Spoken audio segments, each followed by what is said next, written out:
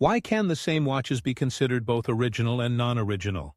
Because it's not about the product, but about who sells it. Use Google to find out more about it. The litigation between Omega and Costco has begun in 2004.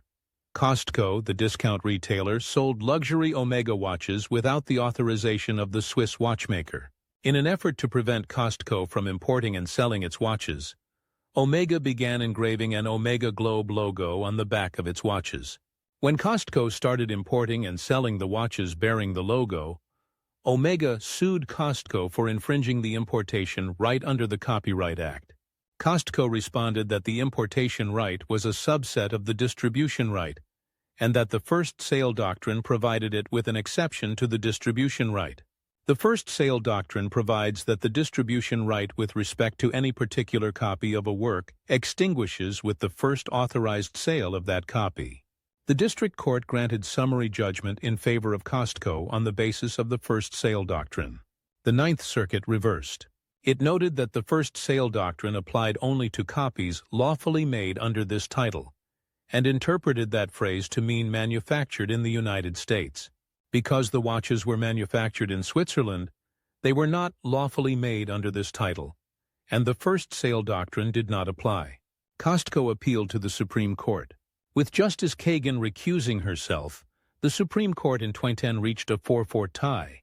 This meant that the Ninth Circuit decision was affirmed for purposes of the Ninth Circuit, but was not binding precedent in the other circuits. On remand, the District Court once again granted summary judgment to Costco, this time on a copyright misuse theory. It found that Omega misused its copyright in the logo to expand its limited monopoly impermissibly to prevent the importation of the non-copyrightable watches. The Ninth Circuit also awarded Costco $396,000 in attorney's fees. Omega appealed the misuse finding and the fee award to the Ninth Circuit. While the case was pending before the Ninth Circuit, the Supreme Court handed down its decision in Kirtzeng v. Wiley. In that 20th decision, the Supreme Court held that the phrase lawfully made under this title meant lawfully made in a manner consistent with the copyright laws of the United States. In other words, the first sale doctrine applied to non-infringing copies, regardless of where they were manufactured. Under this international exhaustion principle, Kirtzeng was permitted to import textbooks lawfully printed in Thailand.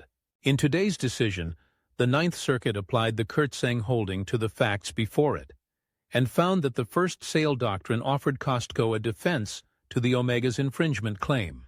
Application of the first sale doctrine disposes of Omega's claim, resolves this case in Costco's favor, and conclusively reaffirms that copyright owners cannot use their rights to fix resale prices in the downstream market. With respect to attorney's fees, the Ninth Circuit recognized that district courts have great latitude to exercise equitable discretion in the fee context. The Ninth Circuit found that the district court did not abuse its discretion in awarding attorney's fees to Costco. The Ninth Circuit noted that the district court had observed that Omega had not sought to provide creative works to the general public. Rather, Omega sought to exert control over the distribution of its watches. The Ninth Circuit held that the district court had not erred when it concluded that it should have been clear to Omega that copyright law neither condoned nor protected its actions, and the imposition of fees would thus further the purpose of the Copyright Act. In a strong concurring opinion, Judge Wardlaw argued that the panel should have affirmed the district court's copyright misuse finding rather than decide the case on the basis of Kirtzeng. Judge Wardman agreed with the district court that Omega impermissibly used the defensive shield of copyright as an offensive sword.